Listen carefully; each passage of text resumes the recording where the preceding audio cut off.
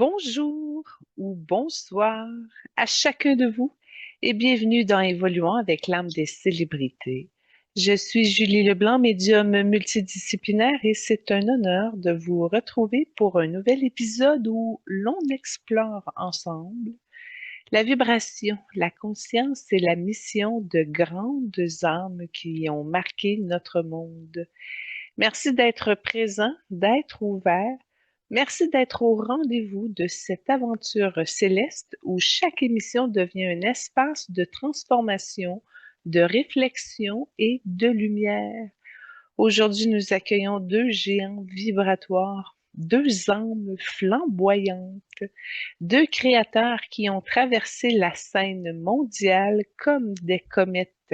Oui, David Bowie et Freddie Mercury sont avec nous aujourd'hui. David, l'âme caméléon, le visionnaire cosmique, celui qui a toujours osé se réinventer pour révéler la vérité derrière les masques. Freddie Mercury, l'âme solaire, le cœur incandescent, celui qui a chanté la vulnérabilité humaine avec une puissance qui traverse encore les générations. Ces deux âmes se joignent à nous aujourd'hui pour ouvrir un espace de conscience, de musique, de vérité et d'évolution. Ils nous parleront de transformation, de liberté, d'identité, de compassion et des enjeux mondiaux qui ont touché notre humanité. Installez-vous confortablement, ouvrez votre cœur, ouvrez votre vibration. Avant d'entrer dans notre table ronde, j'aimerais vous partager une mise à jour importante concernant les relations d'âme qui se sont intensifiées depuis notre dernière émission. Vous le savez ici à Évoluons avec l'âme des célébrités, les connexions ne s'arrêtent pas lorsque l'épisode se termine.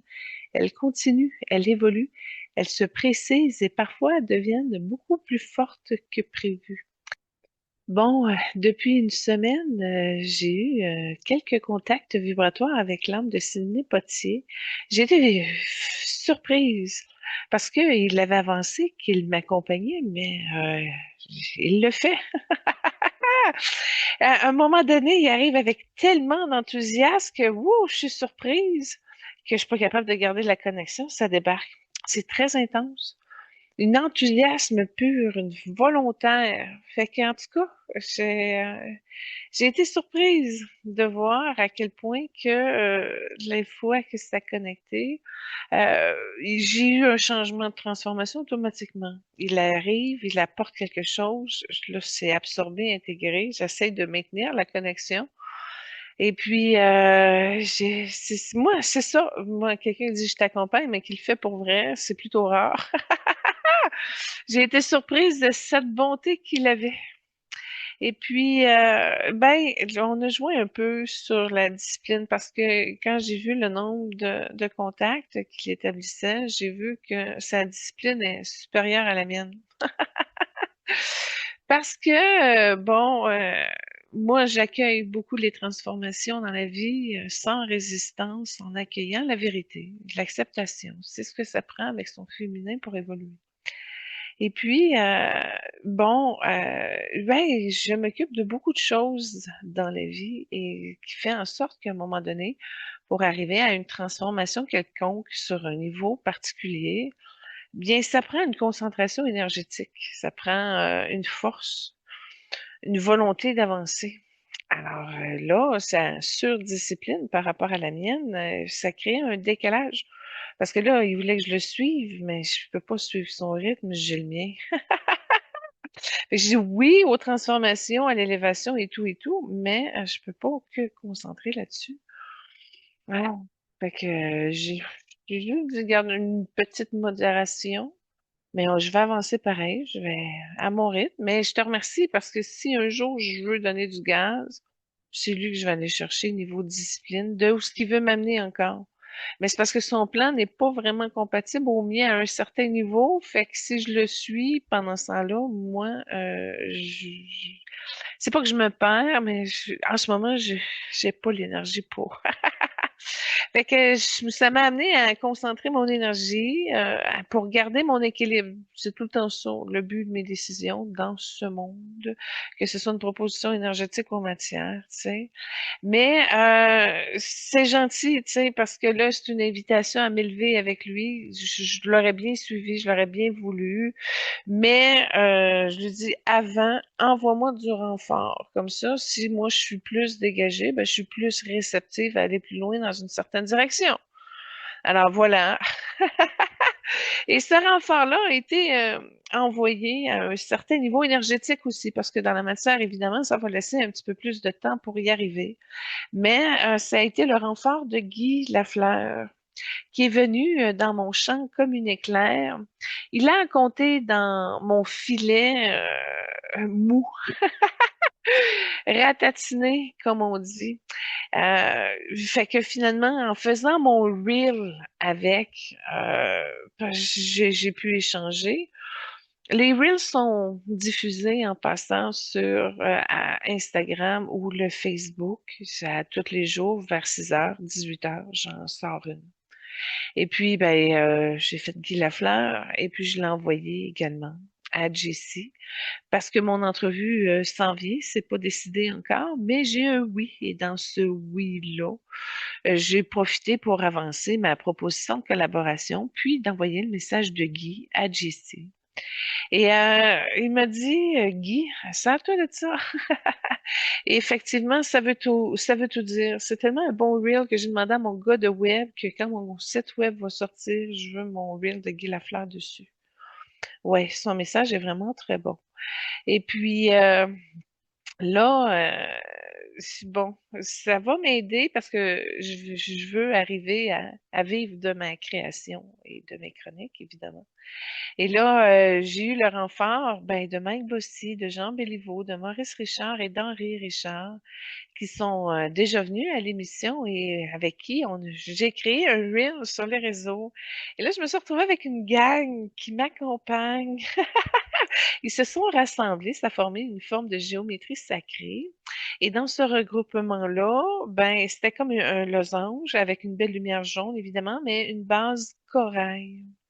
Et puis, ben, c'est un orangé pâle, doux, nacré, lumineux.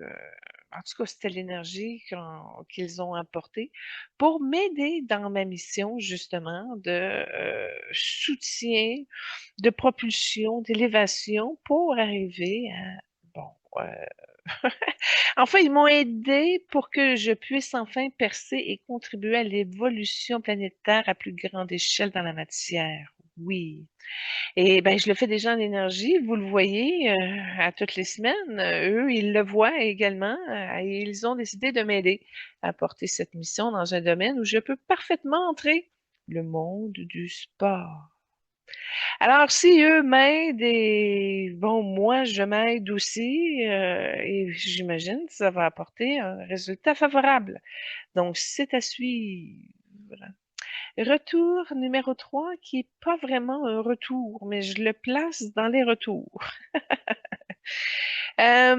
Bon, c'est un cadeau, un clin d'œil, un remerciement, un hommage à une femme dont je vous parle souvent, mais que vous ne connaissez pas vraiment, Lynn Gagné, notre recherchiste. Ben, je l'identifie de même, mais ce que vous ignorez, c'est qu'elle est la pierre angulaire de mon évolution radiophonique.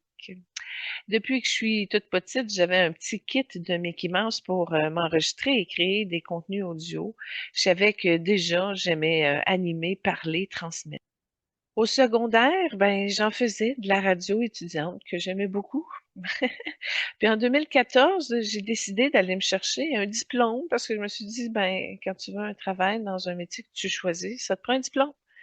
Alors, j'ai eu le diplôme en 2014, mais je n'ai pas eu d'emploi dans mes fonctions de communication et d'animatrice radio. Et puis, ben, ma première émission fut aussi après mon cours de radio, qui est en provenance des étoiles. Et c'est disponible sur YouTube. J'ai reçu des chroniqueurs spécialisés et j'adorais ça, leur poser des questions sur leur spécialité. Et puis, ben, j'ai fermé cette émission-là parce que je faisais voyance directe à VTL de 2015-2016. Ça a été, j'ai enregistré les émissions, ma partie à moi, et je les ai mis sur ma chaîne YouTube. Fait que vous pouvez voir ce qui s'est passé là aussi. Et puis, bon, quand tout ça s'est terminé, ben, j'ai lancé ma revue, majulie.com, qui a aussi sa chaîne sur YouTube avec des entrevues de vedettes québécoises que j'ai faites. C'était pas spirituel, là, mais bon, j'ai quelques chroniqueurs qui déposaient des chroniques aussi pour accompagner leurs articles. Alors, je continue toujours la revue, mais bon, un géant artistique devenu animateur et président d'une radio web m'a offert une chronique célébrité en lien avec ce que je faisais. Le problème, c'est qu'il n'était jamais disponible, il brisait mes chroniques, puis l'évolution n'allait pas à la même vitesse. Après 15 chroniques, j'ai arrêté. Et c'est là que Lynn entre dans l'histoire. Elle écoutait mes chroniques. Elle aimait avoir dans sa semaine une émission qui parlait de l'invisible, du vibratoire, de l'âme. Elle aimait ça vraiment et elle savait que j'étais une femme d'équipe sûrement parce que j'aime créer avec les gens. Que je porte tout seul dans la vie, ok, et que ça me fait du bien quand quelqu'un décide de m'accompagner dans un projet quelconque. J'aime quand ça avance en gang. Hélène s'est offerte, elle m'a dit, je vais faire les recherches matière pour toi, pour que ton émission prenne forme dans la matière et que tu sois soutenu. Et elle l'a fait, elle le fait encore. Elle est là chaque semaine pour qu'évoluons avec l'âme des célébrités dans la matière. C'est pas juste une énergie, là, c'est vraiment quelque chose que vous pouvez aimer et écouter et partager sur vos réseaux sociaux rendus là. Et là, malheureusement pour elle, elle sait très bien que si elle arrête de faire les recherches un jour, il y a de très fortes chances que je ferme la porte de l'émission, moi aussi, rendu là. Sauf si elle est remplacée, évidemment. Lynn voulait mettre mon talent en valeur, de lire les dynamiques animalières, parce que, bon, elle voulait une section spéciale, une lecture d'âme d'une vedette animalière, au lieu de choisir une émission complète avec plusieurs animaux célèbres. Elle a choisi Hachi, le chien du film avec Richard Gere. Alors, pour lui faire plaisir, je rentre dans cette section-là pour la remercier de tout ce qu'elle fait. Je glisse dans le retour la lecture de l'âme de Hachi. Et elle a fait des recherches sur le chien. Alors, je fais comme un petit segment de l'émission. Bon, mais bon, en espérant que ça va pas trop rallonger l'émission de la semaine. Mais quand même, c'est intéressant. Donc, avant de commencer, je vous fais un sondage, chers auditeurs. J'ai besoin de vous pour savoir quelle est la durée idéale d'une émission pour vous. Si vous me dites 45 minutes, une demi-heure, une heure et demie, 2 heures, tu vas prendre ça comme ça vient. Vous me répondez en commentaire, en message privé sur les réseaux sociaux, par courriel. Faites-moi savoir votre réponse. Ça va aider à trouver une formule plus juste au niveau du temps. T'sais, si tout le monde dit ah, 1 heure, c'est bon, ben ça se peut que je change le rythme ou que j'enlève un invité. Mais là, des invités, on en a pas mal, hein. On a une section, on a 145 prochaines émissions couplées à 2 personnes. Fait que si on tombe à une émission, on a du contenu pour 7 ans d'émission. Juste avec des idées de vedettes là, qui ont accepté de venir. Donc, en attendant, passons à la lecture de cette vedette animalière. Le petit chien, le film s'appelle Etchy The Dog's Tale. C'est un film américano-britannique réalisé par Leslie Alstorm en 2008 et qui est sorti en 2009. Il s'agit d'un remake du film japonais Hachiko en 1987. Il reprend l'histoire vraie d'un chien Akita nommé Hachiko, devenu un symbole national du Japon pour sa fidélité exceptionnelle. Donc, l'histoire est simple mais bouleversante. Un soir, le professeur Parker Wilson, interprété par Richard Gere, trouve un chiot, Akita, errant sur le quai d'une gare. Sa cage s'est brisée, il est perdu et seul. Parker décide de le garder malgré les réticences de sa femme. Le collier du chien, il y a un symbole japonais 8 dessus, puis Parker décide de l'appeler Eiichi. 18 mois passent, Eiichi grandit et chaque jour il accompagne Parker à la gare. Chaque soir à 17 heures, il revient l'attendre toujours au même endroit. Un matin, Eiichi se met à jouer avec sa balle, chose qu'il ne faisait jamais. Un ami de Parker lui avait dit que les Attica ne jouent que lorsqu'un événement grave se prépare. Et en plein cours, Parker succombe d'une crise cardiaque. Eiichi l'attend le soir, le lendemain, puis chaque jour. Après les obstacles, la famille déménage. Andy, la fille de Parker, tente d'amener Eiichi avec elle, mais le chien n'a qu'un désir, retourner à la gare. Il garde en mémoire la vision de son maître partant au travail et il attend son retour. Andy comprend et le laisse partir.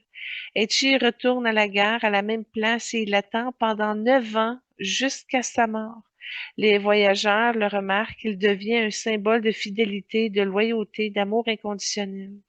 Le film a été produit par Richard Gere et puis il a été tourné avec un Shia Inu et deux Akita Inu, chacun représentant une période de vie différente du chien. Bien que non distribué en salle aux États-Unis, le film a connu un succès mondial rapportant près de 48 millions de dollars au box-office international. Avec un accueil extrêmement favorable, il s'est placé dans le top 250 des meilleurs films de l'histoire selon les utilisateurs. C'est un film qui a touché des millions de personnes, puis nous, on va aller un petit peu plus loin. Aujourd'hui, on va aller voir l'âme derrière cette histoire. Et puis, bon, quand on regarde l'âme de Hachi, la première chose qui se déploie, c'est une vibration blanc perlé, presque translucide, une vibration qui ne cherche pas à briller ni à être vue, mais qui cherche à tenir, à soutenir, à rester. Etchi n'est pas une âme qui bouge, c'est une âme qui attend, qui veille et qui garde. Son énergie est d'une simplicité sacrée, une pureté qui ne s'explique pas avec des mots humains. Les animaux n'ont pas la même dynamique que nous, ils ne doutent pas, ils ne négocient pas, ils ne questionnent pas, ils savent. Et Etchi savait. Il savait que sa mission n'était pas de vivre une vie longue, confortable ou variée.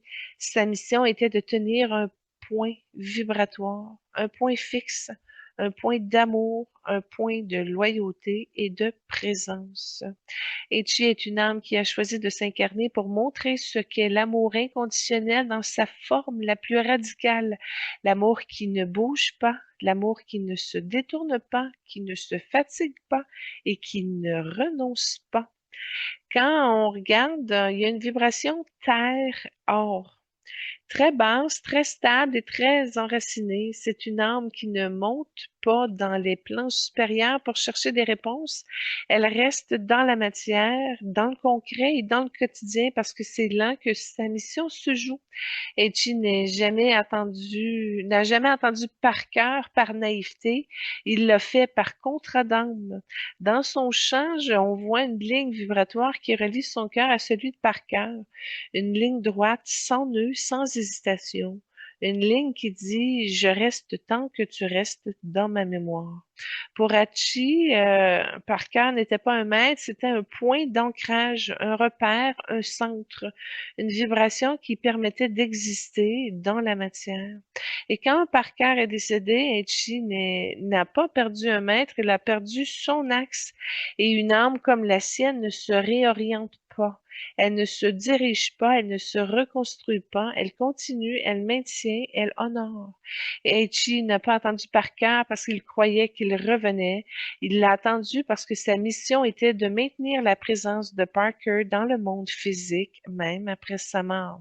C'est une mission d'âme extrêmement rare, extrêmement noble et exigeante. Dans son chant, on voit une vibration argentée, neige un peu, une vibration de fidélité qui dépasse la compréhension humaine. Les humains voient la fidélité comme un choix.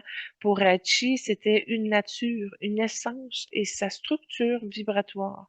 Il n'a jamais souffert d'attendre, il n'a jamais été triste ni perdu, il était en mission. Chaque jour, lorsqu'il se rendrait à la gare, il ne faisait pas un geste de nostalgie, il faisait un geste de maintien vibratoire.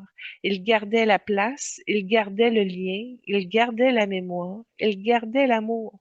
Etchi est une âme qui a incarné la loyauté comme vibration de guérison collective, parce que son histoire, même si elle est individuelle, touche l'humanité entière.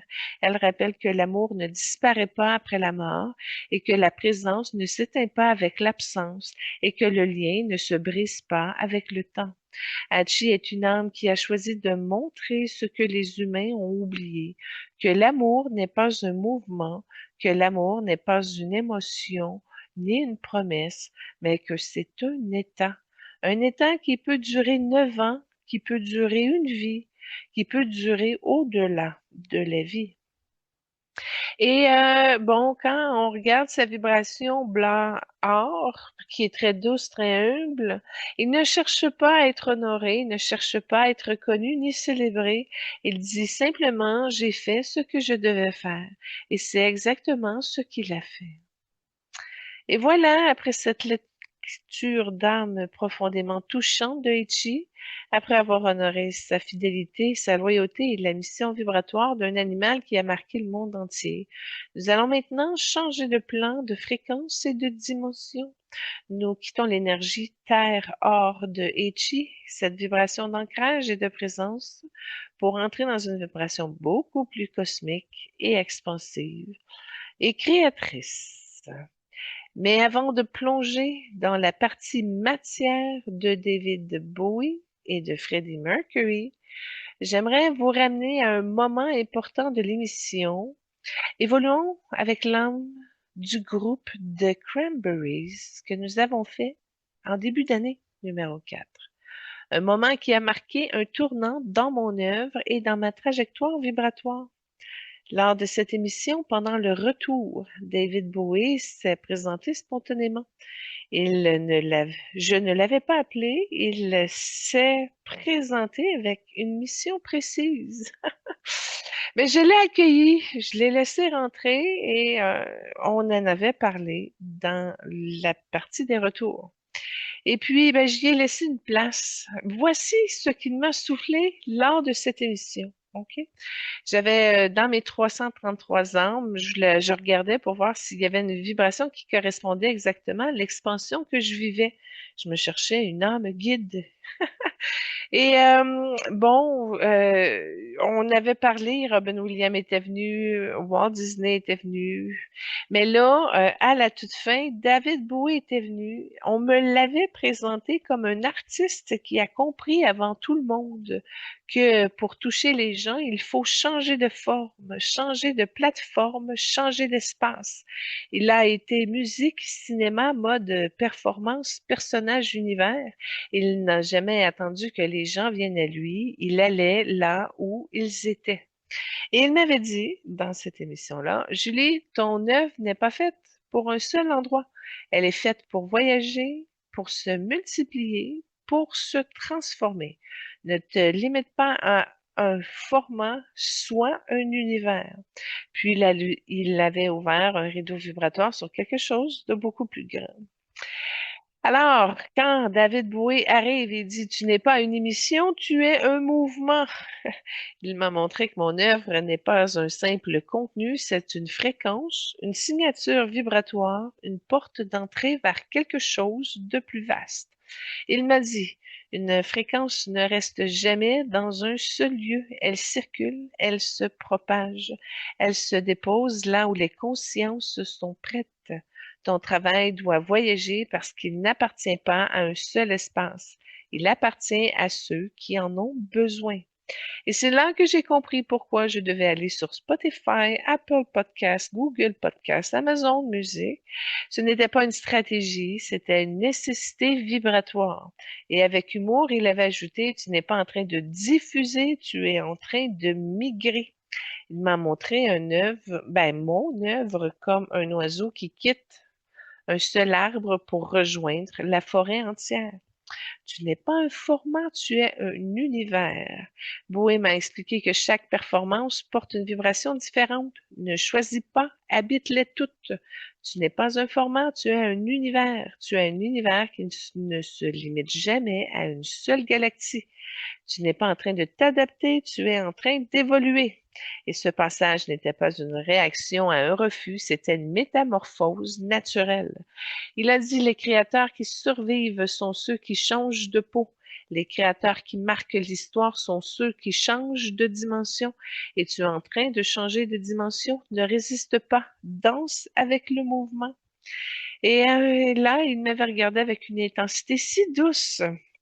Il a dit, Julie, tu n'es pas faite pour un seul pays, tu n'es pas faite pour un seul public, tu n'es pas faite pour un seul médium. Tu es faite pour les consciences qui cherchent et elles sont partout. Alors, va partout. Alors, j'ai compris, mon œuvre n'est pas québécoise, n'est pas canadienne, n'est pas francophone, elle est universelle.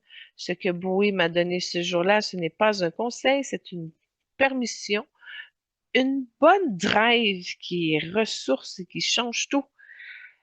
Une permission d'être plus grande, plus vaste, plus libre, plus multiple. Une permission de devenir un multi-univers. Et c'est exactement ce que j'ai fait, évidemment. Alors, les trames sonores de l'émission sont dans le descriptif de la vidéo YouTube ou Spotify. Et puis, vous cliquez quand vous le voulez. Mais la première trame que j'ai choisie pour ouvrir l'émission 171, ben, c'est de plonger dans l'énergie électrisante de Let's Dance de David Bowie.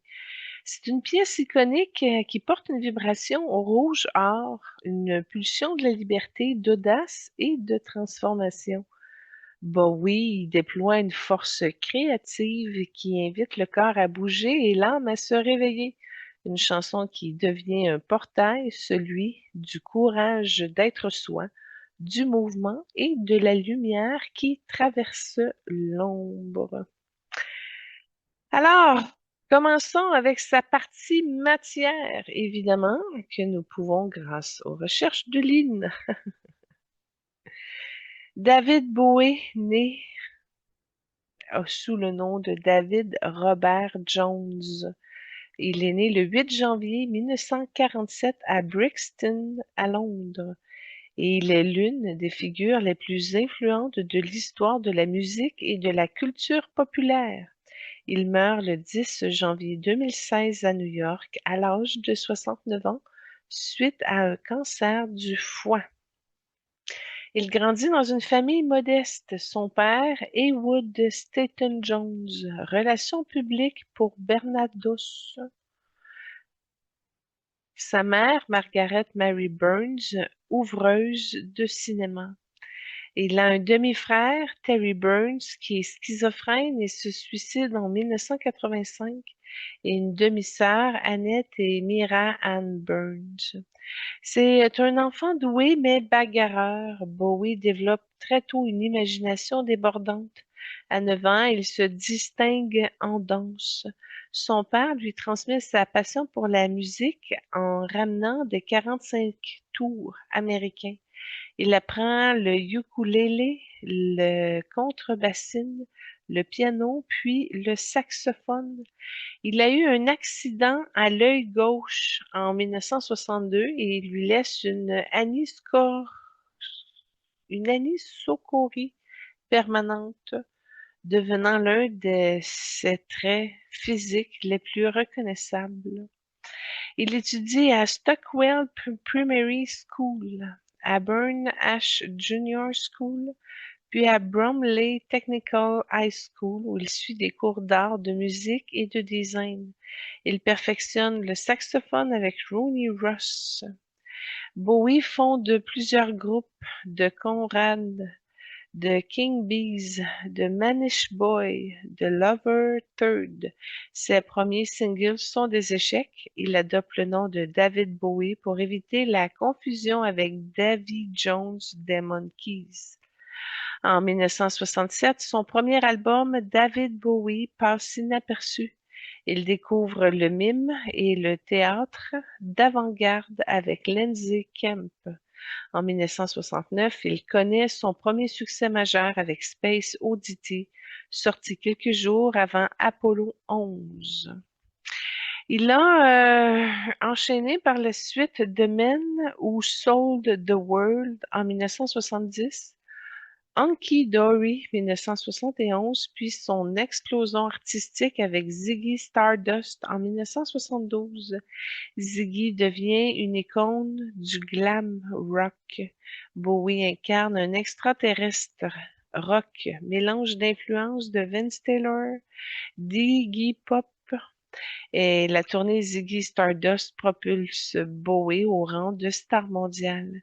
Il poursuit avec Aladdin Shane en 73, Pin-Ups en 73 aussi. Et il s'installe dans le soul, funk et The Thin White Duke. Il s'installe aux États-Unis et explore le soul funk avec Diamond Dog en 1974, Young American en 75, le premier numéro un aux États-Unis, Fame. En 76, il crée le personnage le plus sombre de Thin White Duke avec l'album Station to Station. Cette période est marquée par la cocaïne, la paranoïa et les controverses publiques. Pour fuir Los Angeles, Bowie s'installe en Suisse puis à Berlin-Ouest. Il collabore avec Brian Eno et Tony Visconti et crée la trilogie berlinoise Low en 1977, Heroes en 77 et Lodger en 79. Cette période est considérée comme l'une des plus innovantes de sa carrière. Il revient en 1980 avec Scary Monster, puis son album le plus commercial, Let's Dance de 1983. Et puis, ben, son clip Let's Dance et China Girl deviennent des classiques de MTV. Il tourne dans plusieurs films, dont Labyrinthe en 86, La dernière tentation du Christ en 88. Il fonde le groupe Tin Machine, explorant un rock brut et démocratique. Deux albums, accueil mitigé, il revient ensuite en solo avec la tournée Sound and Vision. En 92, il participe au Freddie Mercury Tribute, moment marquant où il récite le Notre Père. Et bon, il explore le jazz, le hip-hop, l'électronique à partir de 1993 avec Black Tie, White Noise en 93, de Buddha of Suburbia en 93, Outside 95, Eat Ling 97 et Hours en 99. Et puis, bon, il y a une période néoclassique un peu, puis qui a commencé aussi au niveau de son retrait. Il enregistre Toy, ça a été non publié. Puis, Eaton en 2002, Reality 2003. En 2004, une angioplastie l'oblige à se retirer de la scène. Il reste discret pendant près de 10 ans. En 2013, il surprend le monde avec The Next Day, enregistré en secret. En 2014, il apprend qu'il est atteint d'un cancer du foie. Il compose Black Star en 2016, un album de jazz expérimental conçu comme son dernier message. Il meurt 2 jours après sa sortie. Il est incinéré selon un rite bouddhiste à Bali. Black Star remporte 5 Grammys Awards et plusieurs Brit Awards à titre posthume. Le monde entier lui rend hommage. Alors, en 2016, sa fortune est estimée à 230 millions de dollars US. Et il avait plusieurs activités artistiques. Il était peintre, photographe, collectionneur d'art. Il expose ses œuvres et siège au comité de Modern Painter. Bon, au niveau de ses activités commerciales, BowieNet en 98, Bowie Bank, une banque en ligne en 99, ISO Record pour un label personnel en 2002 et Bowie Bonds en 97, qui est une titrisation de droits d'auteur dans l'histoire. Et puis, bon, au niveau de sa vie amoureuse, il a eu une relation avec Hermione Farthingale de 1968 à 1969. Il a eu un mariage avec Angela Barnett de 1970 à 1980 et ils ont eu un fils, Duncan Jones. Et il y a eu un mariage avec Iman de 1992 à 2016 avec une fille qui s'appelle Lexi Jones. Bon, si on résume un peu sa santé, dépendance à la cocaïne dans les années 70, angioplastie en 2004, cancer du foie en 2014, et une sexualité, déclaration publique contradictoire en bisexualité et hétérosexualité, souvent liée à un contexte culturel. Au niveau de sa filmographie, il a 20 films à son actif, dont L'homme qui venait d'ailleurs, Furio, Labyrinthe, La dernière tentation du Christ, Le Prestige. Il a 27 albums studio de David Bowie de 1967 à 2016, incluant Ziggy Stardust, Low, Let's Dance, Earth Healing et The Next Day. Il a fait 14 tournées majeures et il a une dizaine d'ouvrages qui lui sont consacrés, des biographies, des essais, des analyses musicales, de livres de photos, des BD, des catalogues d'expositions. Alors voilà pour sa partie matière et je vous présente la deuxième trame sonore. C'est David lui-même qui m'a insufflé cette trame sonore pour vous. Changes porte une vibration de métamorphose, de passage, de renaissance intérieure. C'est une chanson qui ouvre un portail, celui où on accepte enfin de se transformer, de se laisser tomber, de laisser tomber les anciennes versions de soi et d'entrer dans une identité plus vraie, plus libre, plus consciente. Bowie déploie une énergie de rupture lumineuse, une invitation à embrasser le changement plutôt qu'à le craindre. C'est une pulsion qui dit ose devenir, ose évoluer, ose te choisir. Alors, son âme arrive avec une vibration bleu cobalt, argent et violet électrique, une énergie qui ne se déplace jamais en ligne droite. Elle serpente, elle explore, elle transmute. Bowie n'est pas une âme humaine au sens classique, elle est interdimensionnelle au... C'est une conscience qui a choisi l'incarnation pour expérimenter la forme, mais qui n'a jamais accepté d'être limitée par elle. Il porte la signature d'âme de transmutateur. Il prend les codes, les normes, les identités, il les déconstruit pour révéler ce qui se cache derrière. Son essence est celle d'un passeur de réalité, quelqu'un qui ouvre des portes dans la psyché collective. Il dit, je n'ai jamais voulu être compris, je voulais que les gens se découvrent eux-mêmes en me regardant. L'âme de David porte 3 blessures majeures, le rejet, l'identité fracturée et la solitude cosmique.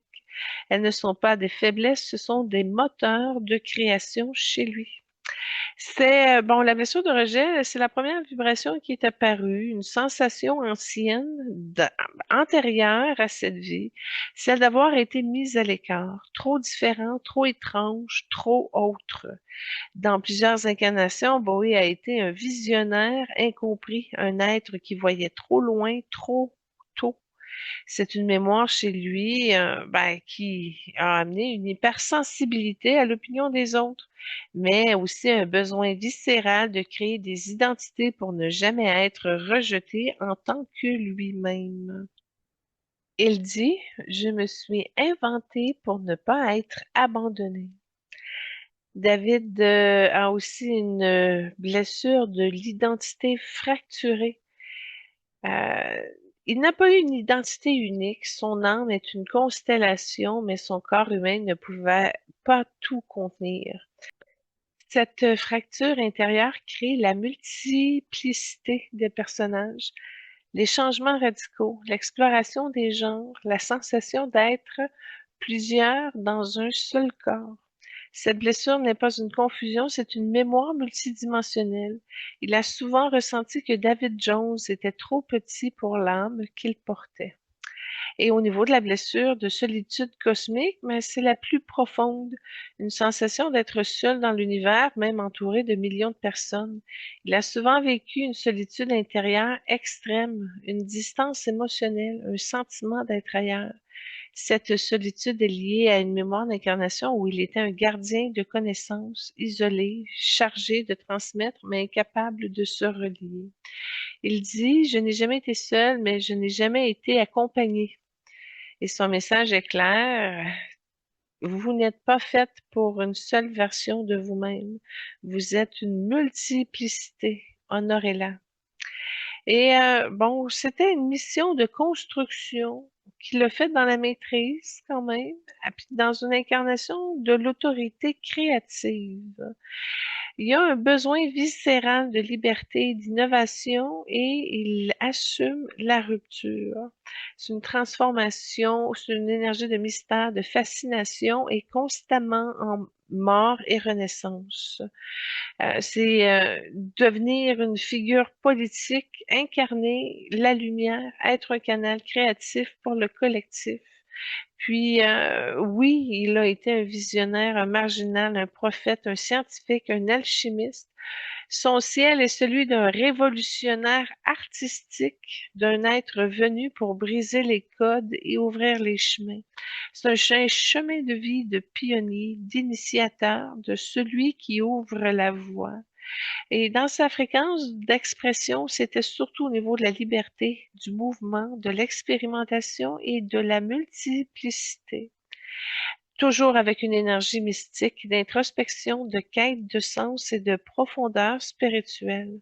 Il a une fréquence de réalisation humaniste, celle de la transmission, de l'impact collectif et de l'œuvre universelle.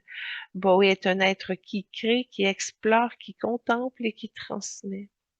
Au niveau de sa couleur d'âme, bon, bleu cobalt pour la vision, la justice aussi à un certain niveau, la lucidité.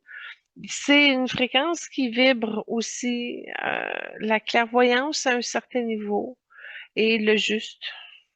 L'argent, l'argenté, c'est pour la fluidité, pour la transformation et pour l'identité mouvante. Et pour son violet électrique, ben, c'est pour la transformation, la magie, la rupture et le futurisme.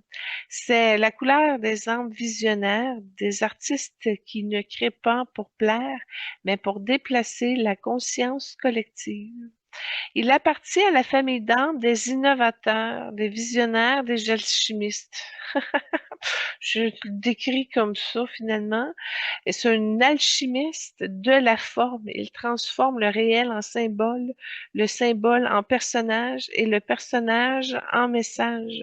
Ce sont des âmes qui incarnent des archétypes nouveaux, qui brisent les structures, qui mélangent les genres, qui ouvrent des portails créatifs et qui se servent de miroirs pour les identités humaines.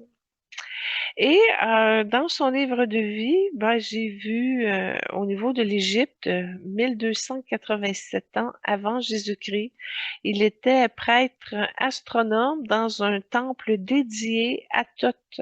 Il étudiait les étoiles, les cycles, les correspondances entre le ciel et l'identité humaine. Il jouait déjà avec les symboles, les masques, les représentations. Il était chargé de créer des visages sacrés pour les cérémonies, des masques qui représentaient des dieux. Cette vie nourrit son obsession moderne pour les personnages, les identités multiples et les archétypes. J'ai vu aussi une incarnation en Grèce, 412 avant Jésus-Christ. C'était un poète dramatique dans Athènes. Il écrivait des pièces où les héros changeaient de forme, de rôle et de genre. Il était considéré comme étrange, trop avant-gardiste. Cette vie nourrit son goût pour le théâtre, la performance et la narration éclatée.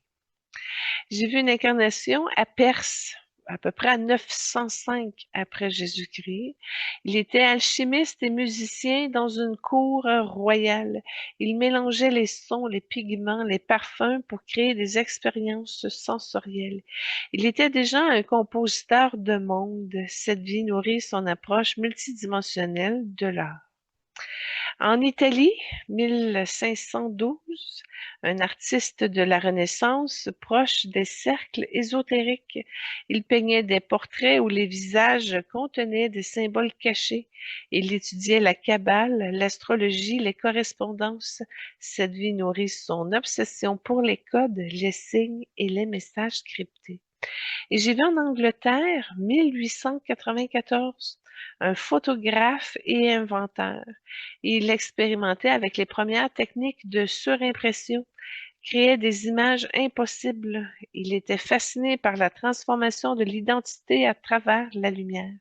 Cette vie nourrit son rapport à l'image, au visuel et à la métamorphose. Bon, pour la prochaine trame sonore de David, This is not America. C'est lui qui l'a choisi, évidemment. Je crois qu'il voulait passer un message collectif encore. Il nous amène dans une vibration beaucoup plus lucide, presque chirurgicale. This is not America n'est pas seulement une chanson, c'est un miroir tendu vers les fractures sociales, politiques et identitaires d'un pays qui se cherche. Bowie dénonce sans violence, mais avec une clarté impeccable, les illusions, les dérives et les contradictions des États-Unis.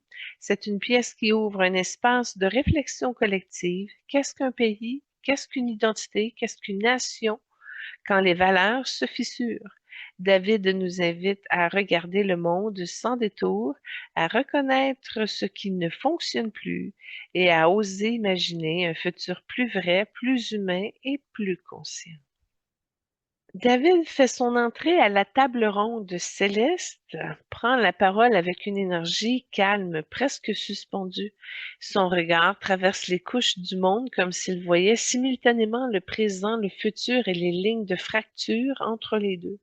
Il ne parle pas comme un artiste, mais comme un observateur cosmique, un être qui a toujours perçu la Terre comme un laboratoire d'évolution. Le premier enjeu mondial, selon lui, est l'identité. Nous vivons dans une époque où les gens ne savent plus qui ils sont, alors qu'ils se raccrochent à des étiquettes, des clans, des certitudes. Mais l'identité n'est pas un drapeau, c'est un mouvement, une exploration, une mutation. Pour Bowie, la crise identitaire mondiale est la racine de presque tout. La polarisation politique, la radicalisation, l'isolement numérique, la perte de sens, la confusion émotionnelle, la fragmentation sociale. Il explique que les humains ont oublié que l'identité est une œuvre d'art, pas une prison. Le monde souffre parce que les gens se réduisent. Ils se compressent pour être acceptés. Ils se censurent pour être aimés. Ils se déforment pour appartenir. Dans les solutions personnelles, Bowie propose une pratique simple. Autorisez-vous à être plusieurs. Autorisez-vous à changer. Autorisez-vous à vous surprendre. Pour lui, la guérison commence par la permission intérieure de se réinventer. Il dit que chaque humain devrait avoir un espace, un journal, une pièce, une activité où il peut explorer des visions de lui-même sans jugement. Au niveau des solutions collectives, Bowie présente que les sociétés doivent cesser de punir la différence. Il parle d'éducation artistique, de liberté d'expression, de protection des minorités, de valorisation des identités fluides. Il insiste, le futur appartient aux identités multiples, aux esprits capables de naviguer entre les mondes, aux créateurs de symboles. Au niveau du deuxième enjeu, il parle de la technologie de la conscience. Bowie a toujours été en avance sur son époque. Il voit la technologie comme une force double, un outil d'expansion et un outil de déshumanisation. Le danger n'est pas la technologie, c'est l'absence de conscience dans son utilisation. Il explique que l'humanité court vers l'innovation sans se demander ce qu'elle perd, ce qu'elle sacrifie, ce qu'elle oublie, ce qu'elle déconnecte. Et comme solution à ce problème, il propose que vous repreniez le contrôle de votre attention. Il dit que l'attention est la nouvelle monnaie spirituelle. Ce que nous regardons nous façonne, ce que nous consommons nous programme. Et comme solution collective, il propose une éducation à la conscience numérique, apprendre à utiliser les outils sans devenir dépendant, de créer des espaces de silence, de réintroduire la lenteur dans les systèmes et de valoriser la créativité plutôt que la consommation. Et comme troisième enjeu, il parle de la perte de sens et la crise spirituelle. Boé dit que le monde traverse une crise spirituelle profonde, mais les gens ne savent plus pourquoi ils vivent. Ils savent ce qu'ils doivent faire, mais pas ce qu'ils veulent être. Il parle d'un vide intérieur qui pousse les humains à chercher la distraction, la performance, la validation et la fuite. Et comme solution personnelle, il propose de se trouver un rituel, un seul, et le faire chaque jour. Ça peut être écrire, marcher, méditer, chanter, créer, contempler. Le rituel reconnecte l'humain à sa propre essence. Et comme solution collective, il propose de réintroduire l'art dans la vie quotidienne. L'art n'est pas un divertissement, c'est une médecine. Il parle de programmes communautaires, d'espaces de création, de lieux où les gens peuvent se rencontrer autrement que par la performance sociale. David approche avec son énergie et il place une main au-dessus de mon front sans contact et je sens une expansion immédiate dans mon mental supérieur. Il me dit, tu portes beaucoup trop de vision, Julie, et ces facettes de qui tu n'oses pas encore toutes les incarner. Je vais t'aider à les stabiliser. Il commence son soin comme une réorganisation vibratoire pour dénouer certains nœuds mentaux. Il clarifie les idées, il ouvre des portes de perception, il aide à voir ce qui était déjà en moi mais que je n'arrivais pas à formuler. Il débloque des ressources énergétiques qui vont m'arriver comme moyen matériel pour les réaliser.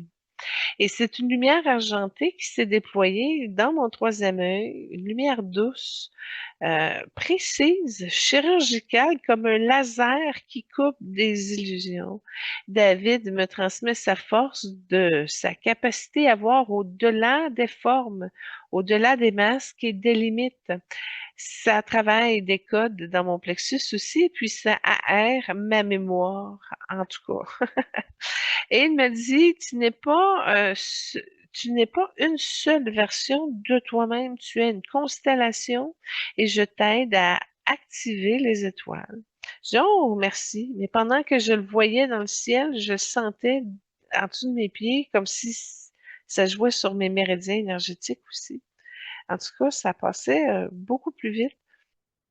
Et puis mon âme s'est redressée et elle a répondu en reconnaissant Boé. Je voyais ses blessures, ses failles, ses forces. Et même dans l'au-delà, son champ était comme une architecture complexe, magnifique et marquée par des fissures anciennes. Et j'ai inspiré et utilisé le rayon platine pour venir bonifier toute la géantitude de sa structure. Et il y avait des choses qui revolaient. Et puis là, j'ai pris une pause pendant que ça se vidait et je me suis excusée doucement de ne le pas, ben, je l'ai pas connu vraiment durant son incarnation, ni son œuvre. Fait que quand je lui ai dit que je connaissais pas dans le fond, euh, ça a été vraiment une phrase qui est entrée profondément en lui, puis c'est comme si une reconnaissance qu'il n'avait pas souvent reçue. Le fait que je ne sache pas, dans le fond, qui il est, ça l'a comme soulagé.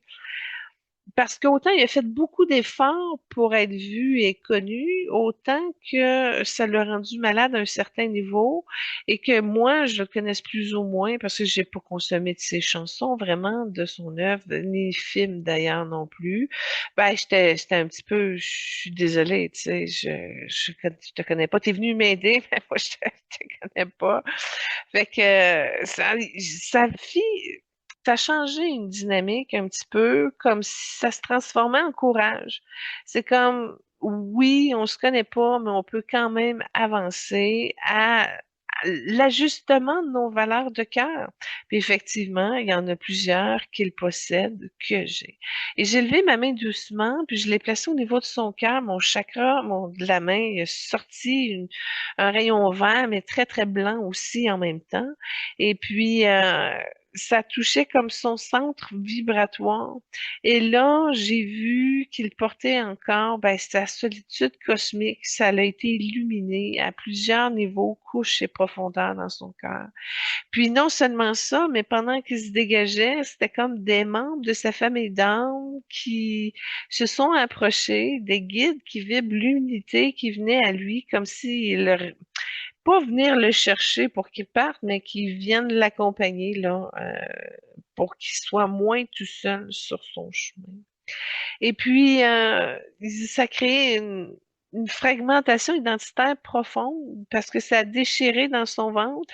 Puis il a pris ça comme il y avait ça avec lui depuis le début de Contre-Dame qu'il avait avec sa mère. Fait que la fragmentation identitaire profonde, elle avait été sélectionnée par l'âme avant même l'incarnation et ça a été officialisé avec le contrat d'âme de sa mère. Je m'excuse d'essayer de vous expliquer ça. J'espère que j'y arrive un petit peu. Mais ça a surtout soulagé la fatigue d'avoir toujours dû être autre, jamais compris pour ce qu'il a été. Puis il est pas incarné, hein, je fais juste vous dire ça, là. Puis il y avait une nostalgie par rapport à la Terre, mais aussi une certaine distance avec elle. C'est pas qu'il en veut plus, c'est pas qu'il est plus capable, mais il prend une pause parce que il est plus capable. Et puis, c'est comme une partie de lui qui galérait dans des dimensions bizarres. Fait qu'on a utilisé une spirale d'appel pour qu'il puisse comme se rééquiper puis revenir un petit peu par lui-même dans une dimension qui est plus fluide, plus légère, plus harmonieuse, plus douce, plus calme. Et finalement, ça a été comme un soin que je lui ai fait, mais pour l'unification intérieure. Ça a été activé dans une énergie or blanc, rose magenta et bleu nuit profond, une énergie qui vient du je suis qui je suis et on a pu le remettre dans son axe, puis aussi centrer, ajuster à son cœur multidimensionnel parce que il y avait certaines fragmentations.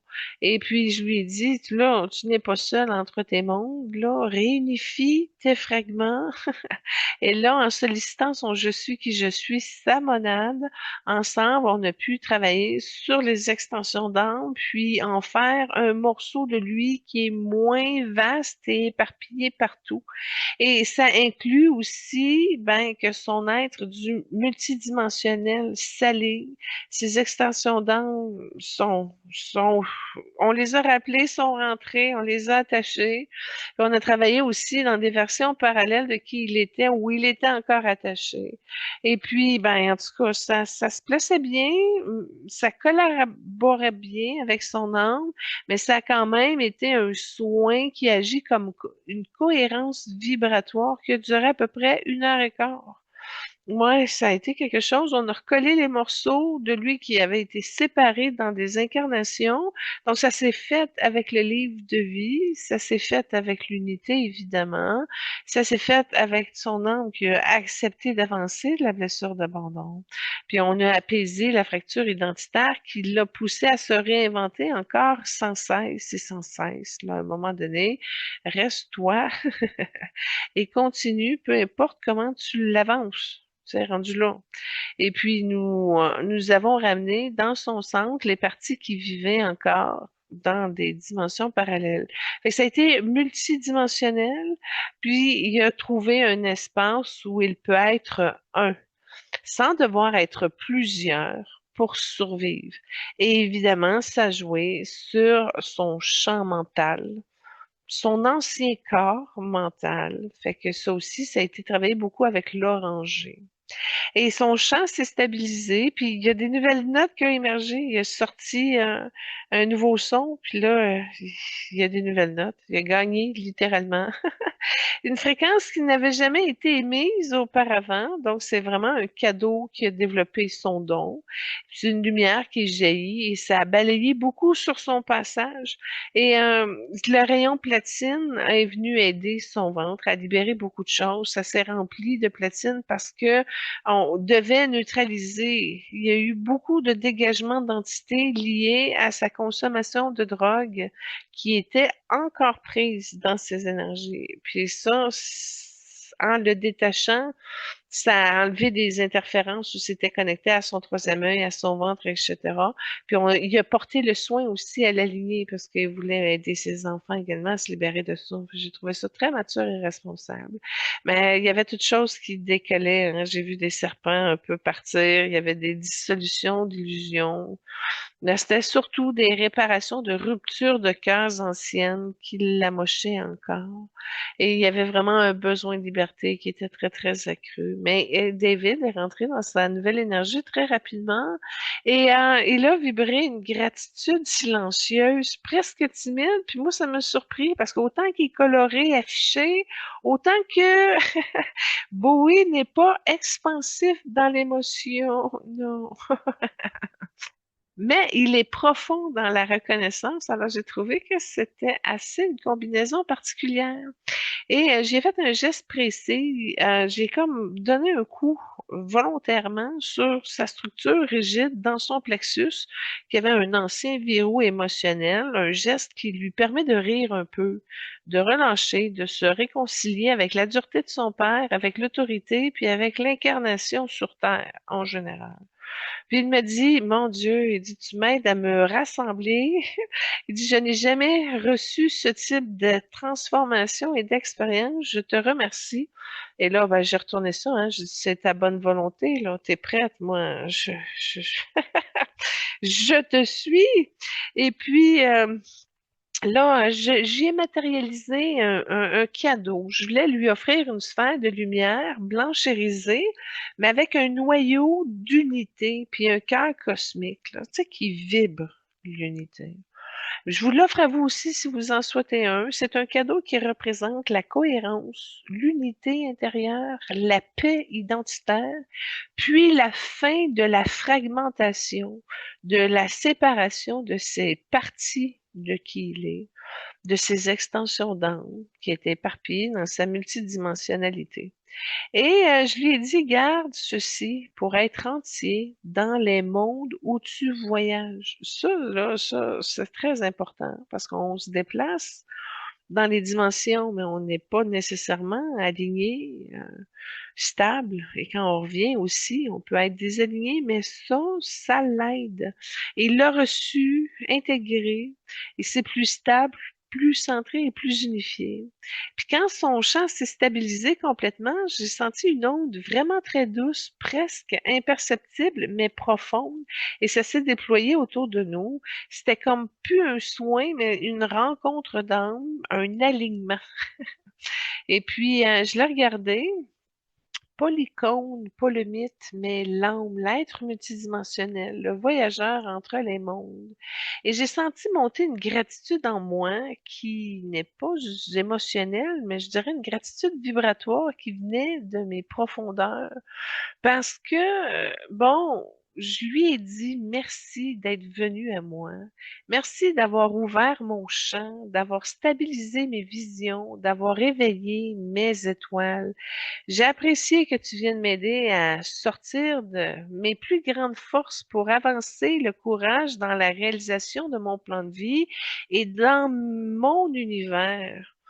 Tu sais, c'est comme l'acceptation que c'est grand, puis là, je me dépose dans tout cet espace-là et je continue d'avancer pleinement. Et pour moi, ça a été une grande bénédiction de ce qu'il a apporté.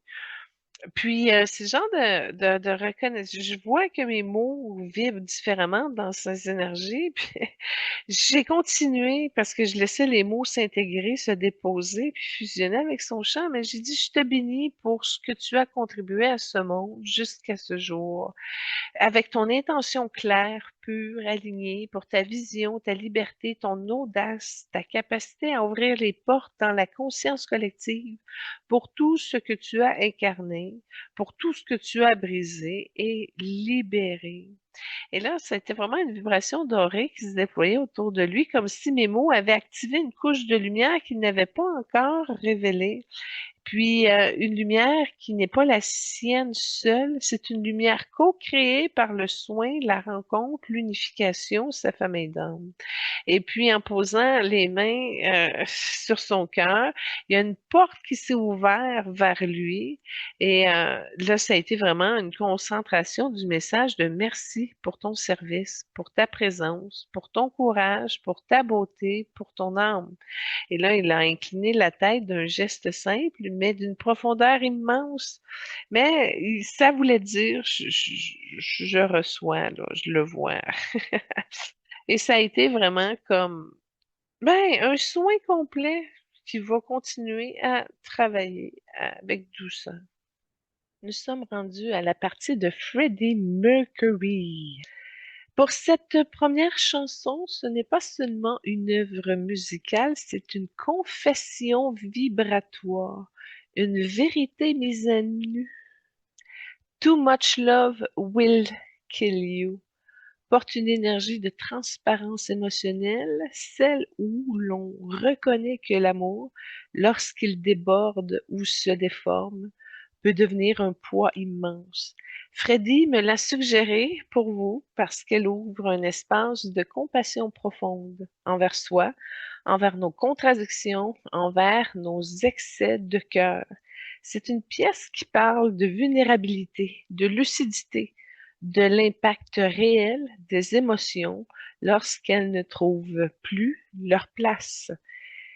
Il y dépose une vibration blanche et or, une lumière qui traverse la douleur pour en faire une vérité humaine, universelle et nécessaire. Alors, Freddie Mercury, né Farrokh Bulsara le 5 septembre 1946 à Stone Town, c'est Zanzibar, protectorat britannique, est un acteur, compositeur, interprète, chanteur, musicien et producteur britannique. Il meurt le 24 novembre 1991 à Kensington, à Londres, à l'âge de 45 ans, d'une pneumonie liée aux complications du sida. Son père, Jer Bulsara, de 1922 à 2016, était comptable pour le Bureau colonial britannique. Sa mère, Bomi Bulsara, il n'y a pas vraiment d'informations là-dessus, à part qu'elle est née de 1908 et décédée en 2003. Et il a une sœur, Kashmira Bulsara, et bon, il y a Parsi, de religion zoroastrienne. Et puis, Freddie est envoyé étudier en Inde chez sa tante en 1953. Bon, il a été à l'internat de Saint Peter's Boys School au Pashgani en Inde. Excellence en musique, piano, chorale, théâtre, boxe, tennis de table. En 1958, premier groupe des Ektiks. En 1964, la famille fuit la révolution du Zanzibar et il y a installation à Feltham, près de Heathrow. Il étudie à Isleworth Polytechnic, puis à Ealing Art College en illustration graphique. Il crée des vêtements, des BD. Il fréquente Kensington Market, haut lieu culturel londonien. Son premier groupe, vers 1969 et 70, Ibex, Rick Rage. Freddie joint Ibex en 1969, apprend tout le répertoire en quelques jours, donne son premier concert public le 23 août 1969 à Bolton. Il rebaptise le groupe Rick Rage, réécrit la majorité des morceaux et adopte son futur accessoire iconique, le demi-pied de micro. Début 1970, auditionné par Soul Milk Sea tourne intensivement, mais son arrivée crée des tensions, dont la dissolution du groupe. Tim Staffel quitte Smile et propose à Freddie comme remplaçant. Freddie impose un nouveau nom, Queen, en novembre 1970. Formation définitive en 1971 avec l'arrivée de John Deacon. Freddie crée The Queen Crest, le logo officiel du groupe. Donc, il enregistre I Can Hear Music sous le pseudonyme de Larry Lurex. Il commence une relation avec Mary Austin de 1969 à 1976, qui restera son amie la plus proche. En 1975, A Night at the Opera, succès mondial, Bohemian Rhapsody devient un chef-d'œuvre emblématique et Queen devient pionnier du clip vidéo. En 1976, Freddie révèle sa bisexualité à Mary Austin et c'est la fin de leur relation amoureuse. À la fin des années 1970, c'était un style glam rock jusqu'au corps, cap, vernis noir. Début 1980, moustache, cheveux courts, style Castro-clone. De 1983, il fait une rencontre avec Giorgio Moroder, Love Kills en 1984. En 1985, c'est la comédie musicale Time et le premier album solo, My Bad Guy. En 1900, entre 83 et 1987, c'est l'admiration du Montersa Cambalé, un album en Barcelone en 88, acclamé, chanson, titre devenu hymne des Jeux olympiques de 1992. Bon, Queen a un apogée scénique de 1984 à 86, les tournées mondiales de Works Tower et de Magic Tour. Il y a eu des Live Aids en 85, des performances considérées comme la plus grande de l'histoire du rock. A Kind of Magic for Highlander, live in Wembley. Kim Worth, dernier concert de Freddie, 125 000 personnes. Bon, Freddie se fait malade en 1987. Il continue à enregistrer The Winter Tale, The Mother Love's dernier enregistrement terminé par Brian May. The Show Must Go On, un testament artistique, et de clip L Long, I'm Going Slightly Mad, These Are the Days of Our Lives. Et le 20 février 1990, c'est sa dernière apparition publique aux Brit Awards. Le 23 novembre 1991, une annonce publique de son VIH et de son sida. Et le 24 novembre 1991, il est mort à 45 ans. Des obsèques zoroastriennes, incinération, legs. Il a laissé 500 000 à Jim Hutton, la moitié de sa fortune, sa maison de Kensington et un pourcentage des ventes à Mary Austin. Mary disperse ses cendres dans un lieu secret. En 1992, il a créé The Mercury Phoenix Trust, l'un des organismes majeurs contre le VIH et le sida. Et Queen soutient la lutte contre le sida, la protection des animaux, les jeunes défavorisés, la lutte contre le harcèlement, la prévention du suicide et l'éducation. Freddie, au niveau de ses capacités musicales, est un compositeur majeur, dont entre autres Somebody to Love, puis Bohemian Rhapsody, un pianiste confirmé, un chanteur à la voix exceptionnelle, un baryton naturel chantant en ténor.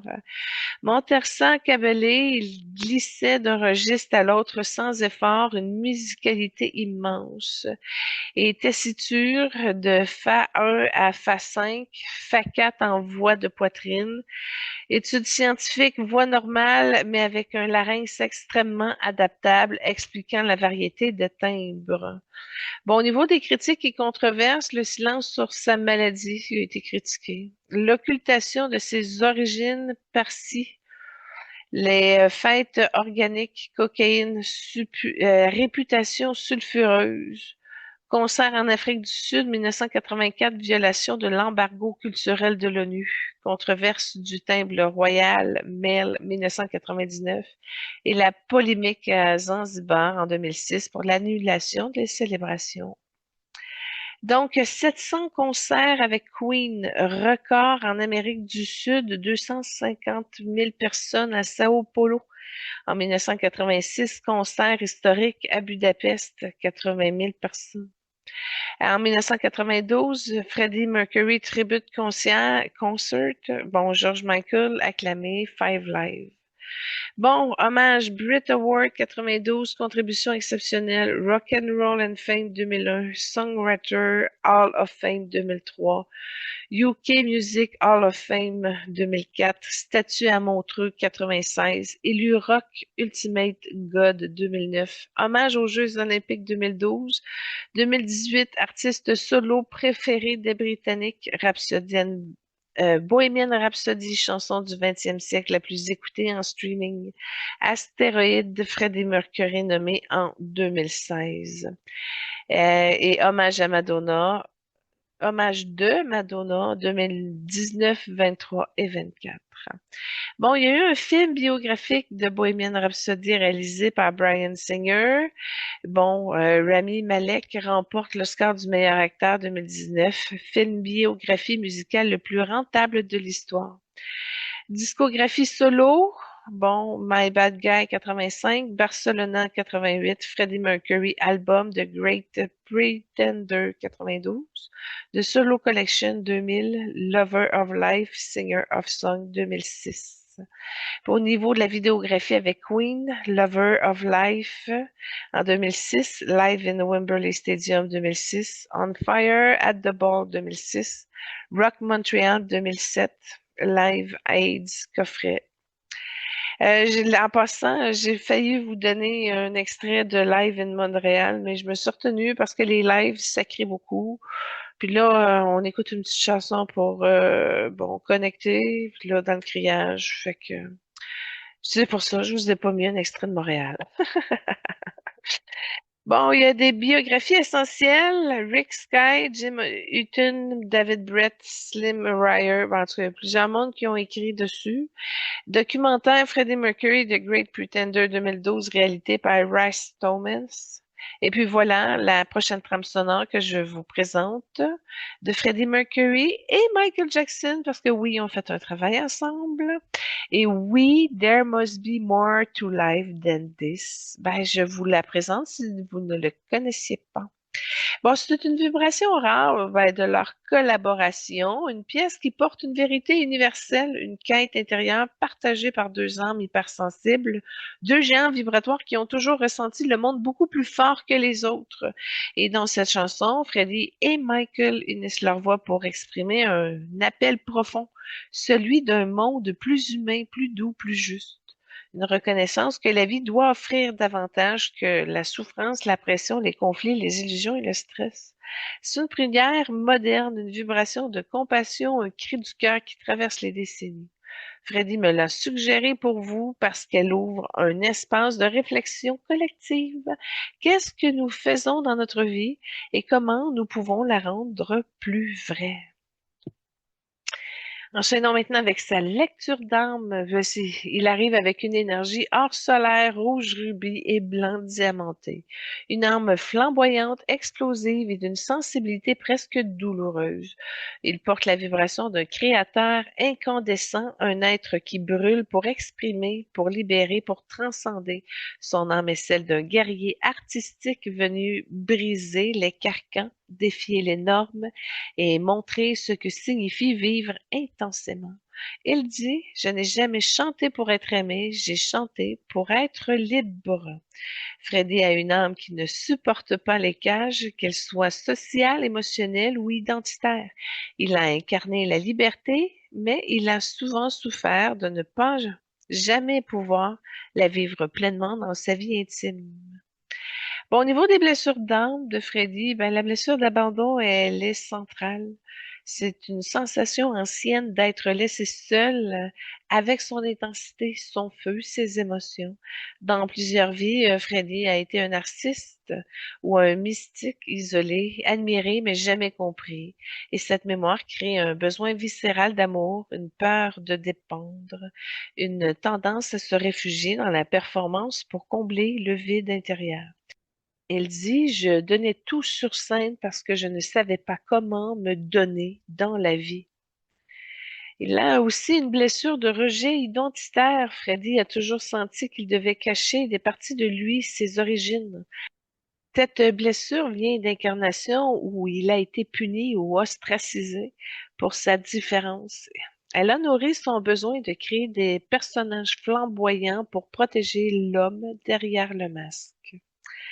Et il y a une blessure de loyauté brisée. Il porte une mémoire karmique de trahison, des vies où il a été abandonné par des proches, des amants, des mentors. Dans cette vie, ça s'est manifesté par une difficulté à faire confiance, une peur de l'intimité réelle et une tendance à se livrer davantage à son public qu'à ses partenaires. Alors, on regarde son énergie de perfectionnisme, d'exigence, d'obsession du détail, un besoin de liberté, d'expansion, de dépassement, un charisme sur scène, évidemment, une loyauté, une royauté. Il a incarné le courage, l'audace, la puissance personnelle, la mémoire de vie où il a été trop sacrifié pour les autres. Son ciel est celui d'un héros artistique, d'un être venu pour se libérer de l'approbation des autres et incarner sa propre vérité dans son mouvement. Donc, c'est un chemin de vie de liberté, de mouvement, de sensualité et d'expérimentation. Et dans ces fréquences d'expression, c'est la créativité, la communication, l'expression flamboyante.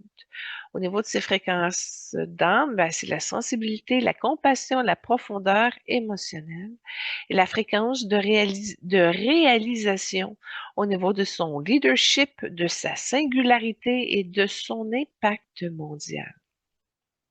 Freddie est un artiste libre, expressif, hypersensible, destiné à marquer l'histoire. Et puis bon, au niveau de sa couleur d'âme, ben, le or solaire pour le rayonnement, la majesté et la puissance créative. Son rouge rubis pour la passion, l'intensité, le désir et le feu intérieur. Et son blanc diamant pour la pureté vibratoire, le canal artistique et la transcendance. C'est la couleur des âmes qui brûlent pour créer. Au niveau de sa famille d'âmes, il appartient à la famille d'âmes des artistes guerriers. Ce sont des âmes qui transforment la douleur en beauté, qui utilisent la scène comme champ de bataille, qu'ils incarnent la liberté pour inspirer les autres et qui vivent dans l'excès parce qu'elles ressentent tout trop fort. Et puis, dans ces incarnations antérieures, bon, j'ai vu une vie en Inde en 1024. C'est un danseur sacré dans un temple dédié à Shiva. Il utilisait le mouvement pour exprimer des émotions impossibles à dire. Déjà, il portait une intensité qui effrayait autant qu'elle fascinait. Cette vie nourrit son rapport au corps, à la scène et à la performance. J'ai vu une incarnation en Espagne dans les années 1478. Chanteur et poète dans une cour royale, il vivait une passion interdite avec un noble. Cette vie nourrit sa blessure de rejet identitaire et son rapport complexe à l'amour. J'ai vu également en France, 1789, un artiste révolutionnaire proche des cercles libertaires. Il chantait dans les rues, galvanisant les foules. Cette vie nourrit son besoin de liberté et son énergie de guerrier. Et j'ai vu en Italie en 1883, il était ténor dans un petit théâtre de Florence. Il avait une voix exceptionnelle, mais une vie personnelle chaotique. Cette vie nourrit son génie vocal et sa difficulté à vivre l'intimité. Et le Brésil en 1932, percussionniste dans une communauté afro-brésilienne. Il vivait la musique comme une transe, comme une libération. Cette vie nourrit son rapport instinctif, animal et viscéral à la scène. Alors, poursuivons avec la prochaine trame sonore de Freddie Mercury. Bohemian Rhapsody n'est pas une chanson, c'est une fracture dans l'histoire de la musique. un acte de liberté pure. Freddie, il dépose une vibration impossible à contenir, un mélange de confession intime, d'opéra cosmique et un rock incandescent. Cette pièce ouvre un espace où les règles n'existent plus. Pas de refrain, pas de structure classique, pas de compromis, juste une âme qui se déploie dans toute sa complexité. Freddy y explore la culpabilité, la transformation, la mort symbolique, la renaissance. Il y met sa voix comme une arme, comme une prière et comme un cri du cœur. Bohemian Rhapsody est une porte vers l'audace, vers l'excès, vers la vérité vibratoire. Une pièce qui ne cherche pas à plaire, elle cherche à libérer. Freddie arrive à la table ronde céleste avec une énergie complètement différente, flamboyante, directe, vibrante. Là, là où Bowie observe, Freddie ressent. Il parle avec le cœur, le feu et la vérité brute. Le premier enjeu, dit-il, c'est la peur de vivre, la peur d'aimer, la peur d'être soi, de perdre, de souffrir, de mourir. Pour Freddy, la peur est la racine de presque toutes les crises actuelles. Peur de l'autre, peur de la différence, de la vulnérabilité, peur de l'amour, peur de la liberté. Au niveau des solutions personnelles proposées par Freddy, il dit aimer plus fort, aimer plus vrai, aimer plus libre. Il dit que l'amour n'est pas un concept, c'est une pratique, une discipline, un engagement. L'amour n'est pas ce que vous ressentez, c'est ce que vous choisissez. Puis au niveau des solutions collectives, il propose une révolution émotionnelle, apprendre à parler de ses peurs, apprendre à exprimer ses besoins, apprendre à vivre l'intimité sans honte et apprendre à aimer sans se cacher. Au niveau du deuxième enjeu mondial, il soulève la santé émotionnelle et la sexualité. Freddy parle avec une lucidité déchirante. Le monde est malade parce qu'il ne sait pas comment aimer. Il ne sait pas comment toucher. Il ne sait pas comment se montrer. Il dit que la sexualité humaine est devenue un champ de bataille, un lieu de honte, un espace de performance, un terrain de peur. Dans les solutions personnelles, réconciliez-vous avec votre désir. Il dit que le désir est une force de vie, pas une menace, que la honte est un poison, que la liberté commence dans le corps. Puis au niveau des solutions collectives, il propose une éducation émotionnelle qui est basée sur la sexualité de vérité, de compassion, de liberté, de responsabilité. Au niveau du troisième enjeu, il parle de la maladie, de la vulnérabilité et de la finitude. Freddy parle de son propre parcours avec une intensité bouleversante. Le monde a peur de la maladie parce qu'il a peur de la vulnérabilité, mais la vulnérabilité est la porte de la vérité. Il dit que les humains doivent apprendre à accompagner, soutenir, écouter, accueillir la fragilité. Ne fuyez pas votre fragilité, elle est votre humanité. Il propose une société qui valorise les soins, la compassion, la présence, la solidarité. Freddy s'avance vers moi avec une énergie hors solaire. Contrairement à David, il ne reste pas dans le subtil, il entre dans mon champ comme une vague chaude, vivante, presque électrique. Il pose sa main sur mon plexus solaire, puis je sens immédiatement une montée de feu. Ça dégage ma base, il y a une activation, c'est une expansion, mais il prend ma couleur de jaune d'âme. Et puis, il dit, tu retiens ton feu, tu retiens ta puissance. Je vais t'aider à te libérer sans que tu te brûles. Ah, j'ai accouché. J'ai vidé du on vide. Ça a été vraiment un soin qui agit comme une activation de courage pour dissoudre les peurs anciennes, les blocages émotionnels, pour réveiller la force vitale, ouvrir le cœur dans sa puissance et non pas dans la fragilité. Et puis, sa chaleur rubis s'est placée jusqu'en haut de mon plexus, puis dans le cœur, dans la gorge. Alors, ça a été vraiment une chaleur qui réveille, puis ça a été jusqu'au troisième œil. Ça a monté comme une spirale dans chacun de mes chakras.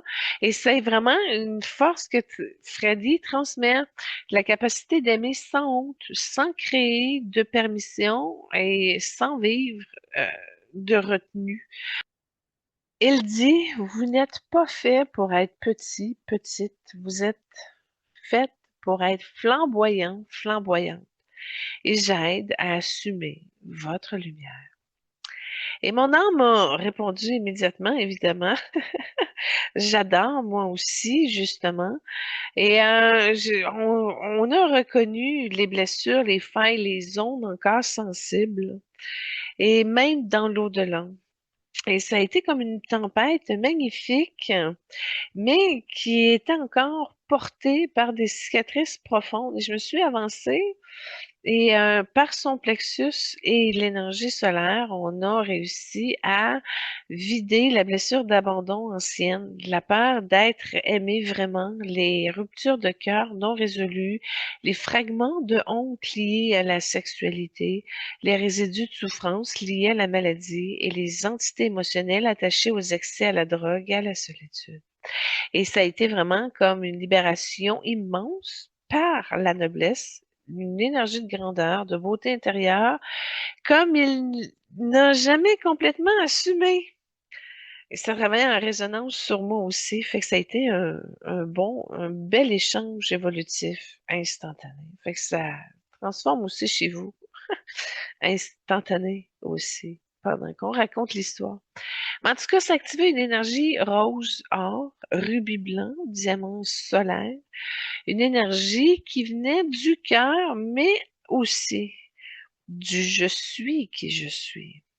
Donc, ça comme je lui ai transmis le message, t'es plus seul dans ton feu, là. On le purifie, on le répare, on le sanctifie, puis on le protège, là. On le protège, mais en même temps, en allant chercher son je suis qui je suis, ensemble, on a pu travailler sur son feu intérieur. Il a dégagé sa clairaudience, puis il a entendu des nouvelles sphères musicales. Fait que ça, il va être inspiré, il va composer, il va créer le son. Mais ça travaillait également ses extensions d'âme et ses mémoires émotionnelles. Et ça a été un soin de purification du feu sacré.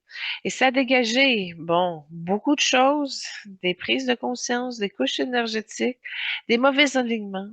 Écoute, il y avait des serpents qui sortaient, des illusions anciennes qui se diluaient, des ruptures du cœur qui n'avaient jamais guéri. Et dans son centre, ça a été des parties de lui qui avaient été dispersées par la honte, la peur et la maladie. Et ça a été un beau feu qui s'est stabilisé dans une nouvelle vibration qui a émergé, un feu doux, un feu aimant qui ne détruit pas et qui finalement précise le besoin de volontaire de briser des structures rigides, que ce soit dans le cœur énergétique ou dans un verrou émotionnel dans le champ. Et puis ce geste, ça lui a permis de respirer autrement, de relâcher, de réconcilier avec l'amour, sa propre vulnérabilité et son propre corps. Et me regarder avec une intensité nouvelle, une intensité qui n'est plus flamboyante, mais vraie. Et dit, tu m'aides à retrouver mon feu, le vrai, celui que je n'ai jamais osé montrer. Merci. Évidemment, moi, c'est un plaisir. Les feux sacrés, j'aime bien ça. Et puis, ben, j'ai matérialisé un cœur rubis solaire qui pulse, respire, qui justement représente la guérison de son feu. Fait qu'il y a une belle base verte émeraude, évidemment. Puis tu regardes une belle fleur sacrée à l'intérieur. Et puis, bon, ben, c'est pour la libération de la honte, de la culpabilité, pour réparer son cœur, la réconciliation avec l'amour, la souveraineté de son identité. Et je lui ai dit, garde ceci pour aimer sans te cacher, pour briller sans brûler et pour être toi entièrement. Puis il l'a reçu, intégré, ça l'a rendu plus stable, centré, lumineux, puis il m'a tendu un sceptre de lumière rubis, un sceptre de souveraineté, de puissance, de vérité, puis il prend comme son demi-pied de micro, puis quand il monte, ça rejoint la lumière, exemple du stade, puis le stade est plein à craquer, puis là, il monte ça, là, puis wouh, la salle est la foule est à chaud. Et là, je vois son sceptre déployer de l'énergie dans l'espace, comme une onde solaire qui traverse la foule puis qui revient vers moi. C'est très dynamisant.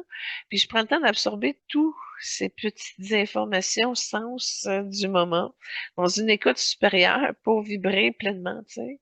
Puis il me dit, t'es un esprit libre et unique. Utilise-le pour dire ce que tu observes, tout ce que tu n'as jamais osé dire, sors-le, peins, dessine, écris, chante, bouge-le. Tu es directement sur ta trajectoire et ton ciel t'appartient pour être ce que tu n'as jamais osé être, pour aimer comme tu es fait, pour aimer. Puis là, il m'a donné un bec sur le troisième œil, puis il est parti chanter devant son stade plein. Et là, j'ai sorti mon style peace et tabouret et je l'ai accompagné en background, comme si nos deux vibrations se superposaient dans un même souffle. Et puis, le sceptre est entré dans mon champ, dans mon axe, dans mon canal supérieur, puis il est descendu jusqu'au plexus qui sert de socle. Mais Freddy me dit que c'est pour me garder le bras en haut dans les airs, prêt à livrer mon rayonnement pour la Terre, pour ma vie publique, dans le maintenant. Fait que c'est une énergie qui active ma puissance pour ne pas que j'aie peur de briller devant autant d'âmes dans ma vérité, puis dans ma liberté d'être, en n'ayant plus de blessures qui amèneraient l'impossibilité d'arriver à ça. Puis bon, à être acclamée pour qui je suis, ça aussi, je dois m'entraîner. Pas à rester humble parce que je le suis déjà profondément, mais parce que dans la vie, c'est un travail d'équipe. Fait que même si j'ai un sceptre qui amène le momentum du moment précis où ça commence, où c'est prêt, où la lumière s'ouvre, fait que là, ça a touché en profondeur dans mon cœur, hein, puis je dois vous le dire, ça marchait parce qu'il y avait l'absence de peur complètement baignée dans la lumière des foules avec une aisance totale. C'était clair, comme s'il était destiné à vivre cette ultime expérience dans la vie, puis je les remercie de me le partager. Alors, wow, c'est le fun, tu sais. Déjà, la transmission à la foule a été ajustée dans le bleu indigo. Fait que je l'ai remercié pour son service, sa présence, son courage, sa beauté, son âme, sa générosité, parce que il veut. Je l'ai béni comme un guide qui contribue à ce monde, mais à mon monde aussi, parce que là, il m'a fait avancer beaucoup, là. Il a rénové, il a rénové beaucoup ma structure, là. Ben, ça m'a libéré et je l'ai remercié aussi pour ce qu'il a incarné. Et puis, ben, je constate mes transformations. Là, j'avais une énergie bleue, indigo, rouge et étoilée blanche qui travaillait dans mes racines, dans le fond, ben, dans la terre, mais à droite. J'écris, mais est en train de me placer une énergie, un espace aux États-Unis. Je comprends qu'il me prépare quelque chose, mais je ne sais pas encore où ce qui s'en va avec ça, puis quel effet que ça va provoquer chez moi ni dans la matière. Mais ce que je sais, c'est qu'il prépare des choses, que j'ai des couches qui quittent de mon énergie, de mon plexus, des anciennes peurs qui me limitent en lien avec les États-Unis. Je vous l'explique, puis je le vois. Ah, ça date de 1752, puis j'étais sudiste. Bon, OK, comme un ancien poids qui se dit ça. Fait que je m'harmonise avec les États-Unis. Je l'ai béni pour son bisexualisme, là. C'est novateur, puis c'est assumé. Puis pour le vent de changement qu'il a insufflé à la société, pour les transformations qu'il a réussi avec succès. Bon, puis en plus, qu'il aide, qu'il guide les gens, puis qu'il dégage, qu'il continue encore de rassembler. Puis il dit que sa musique, elle roule encore beaucoup. Il y a beaucoup de gens qui le sollicitent. Fait que, il est occupé. Il est pas réincarné, hein. Je sais pas si je l'ai dit, mais ça, c'est clair. Et puis, bon, je l'ai béni aussi pour que son cœur solaire renchérit. Tu sais, là, j'ai repris comme le cadeau que j'avais donné. Et puis, j'ai ajouté un rayon mauve, un rayon blanc quand j'ai vu là que, bon, je l'ai remercié pour ces changements provoqués. Et puis, quand ça s'est couplé avec mon cœur, c'est le don de transformer qui joue, puis qui le fait dans la joie, dans la musique, puis dans l'amour. Fait que je dis bravo, tu sais, il nettoie beaucoup d'énergie dans son histoire, puis aussi dans les âmes qui l'aident. Fait que, bon, Fait que je l'ai béni de son don de décompliquer des situations de vie et je l'ai aidé à libérer des traces de tracas. Et puis, il a incliné la tête, chargée de profondeur. Il me regarde dans les yeux, puis David, avec son bleu cobalt, est là aussi. Fait que là, je dis, OK, on s'en va en triangle. Et la fréquence a changé complètement. Deux génies, deux consciences, deux forces. Fait que j'étais en gratitude, tu sais. Puis là, il y a nos je suis aussi qui sont là, qui ont participé. Fait qu'on est beaucoup, beaucoup, beaucoup d'âmes. Et j'ai chaud, genre. Puis je leur ai dit merci, merci pour votre bienveillance, votre présence, pour vos soins, vos cadeaux, vos transmissions, vos œuvres et réalisations. Merci d'être venu à moi, à nous, d'aider à sortir nos plus grandes forces pour avancer avec courage dans la réalisation de notre plan de vie. Je vous bénis pour tout ce que vous avez contribué à ce monde, pour tout ce que vous avez incarné et pour tout ce que vous avez libéré. Là, ils se regardent, ils se comprennent sans se parler, puis ils se tournent vers moi, vers nous, ensemble. David est le premier à parler avec sa voix calme, précise et cosmique. Il dit, tu es une porte entre les mondes, entre les identités, entre les réalités. Tu es venu pour ouvrir, pas pour suivre. Tu es venu pour montrer ce que l'humain peut devenir sans qu'il cesse de se réduire. Et Freddy ajoute avec son feu, son intensité et son cœur, tu es une scène vivante, tu es une vibration qui doit être vue, entendue, ressentie. Tu es venu pour libérer, pour inspirer, pour réveiller. Tu n'es pas faite pour la discrétion, tu es faite pour la vérité. Et là, j'ai comme la vérité de masse. Là, j'ai compris que masse full, là, ça a été diminué. Fait que j'ai dit, OK, je suis prête à l'entendre, mais pas trop fort. Je partirai. Puis là, la voix se sont fusionnés, puis ils ont dit, écoute, t'es prête, t'es alignée, t'es ouverte, t'es activée, t'es exactement là où tu dois être. Nous t'avons aidé à préparer ton ciel, ton axe, ton feu, ta vision. Maintenant, avance. Le monde attend ce que toi seul peux offrir. C'est une onde qui a traversé mon champ, mon cœur, mes racines, mon canal, puis wouh, c'est une onde qui dit maintenant. Ils me montrent ensemble une vision. Et là, je comprends qu'ils viennent m'aider à entrer dans ma mission publique de ma mission. Pas une apparition timide, mais une entrée assumée, vibratoire, une entrée où je porte mon sceptre rubis, mon prisme argenté, mon axe, mon feu, ma constellation, le momentum de commencer maintenant. Mon rôle de créatrice de réalité, il m'aide à stabiliser mes visions, David. Il m'aide à activer mon feu, Freddy. Il m'aide à unir les identités, les talents, les voix et les dons. Puis mon impact sur les foules, il me prépare à être vu, entendu, à être acclamé sans perdre mon authenticité, puis à tenir ma lumière devant des milliers d'âmes. Je dis bravo, j'ai besoin d'entraînement, surtout avec les démarches que je suis en train de faire. Ça tombait bien. Merci pour la préparation. Et ben, au niveau de mon œuvre, il me montre que ce que j'ai créé n'est pas un projet, mais c'est une mission, une transmission, une révolution vibratoire, puis une avancée collective. Là, je dis, ça mérite d'être clair, hein? Puis là, je vois la gugu patentée par Freddy dans mes racines. Je dis là, l'expansion internationale en plus, là, pourquoi les États-Unis, ils m'y rapprochent, tu sais? Là, j'ai compris que c'était un appel, un terrain de mission.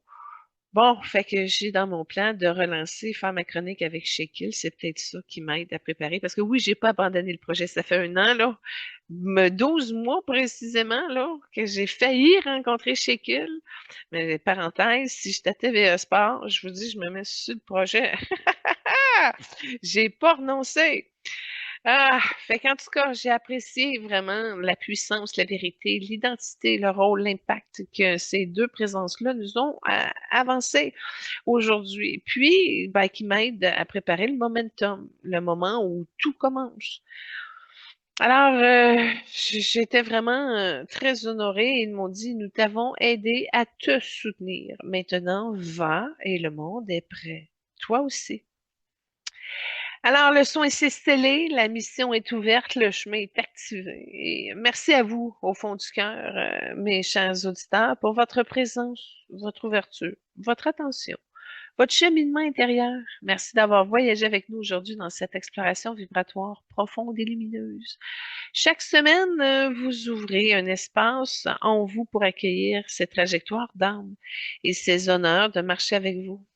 Je vous bénis chacun, chacune pour votre évolution, votre courage, votre lumière, votre désir de comprendre au-delà des apparences, que cette émission vous accompagne, vous élève, vous inspire, vous soutienne dans votre propre transformation et vous encourage à aimer davantage votre vie difficile ou merveilleuse, tout dépendant où vous êtes rendu dans votre processus d'aimer. Un immense merci également à l'équipe du groupe Focus pour votre accompagnement, votre présence, votre soutien et engagement. Il a une place de disponible si vous voulez vous joindre à l'équipe du Focus Group. Il suffit d'avoir écouté toutes les émissions jusqu'à ce jour. Et puis, ben, pour tous ceux et celles qui ont écouté l'ensemble des émissions, ben, merci beaucoup. Vous faites partie intégrante de cette émission. Je vous rappelle que je suis disponible pour des consultations en médiumnité et pour vous accompagner dans votre chemin personnel, vos questions, vos ouvertures, vos guérisons. J'ai également des outils vibratoires pour vous soutenir, comme des méditations guidées, des séries ateliers avec les 17 rayons sacrés pour évoluer et avec Maître Saint-Germain, ou des pratiques énergétiques pour votre transformation intérieure. Pour ne rien manquer, abonnez-vous à notre chaîne YouTube et page Facebook. Puis à notre Instagram, Évoluons en célébrité. Vous pouvez écouter l'émission sur Spotify, Apple Music, Amazon Music, YouTube évidemment. Et la semaine prochaine, nous allons probablement accueillir le groupe de musique Nirvana ainsi que l'âme de Kurt Cobain. Une rencontre vibratoire, puissante, sensible, essentielle. Merci d'être là, merci de partager l'émission et de faire rayonner cette mission autour de vous. Soyez bénis, namasté, passez une magnifique semaine.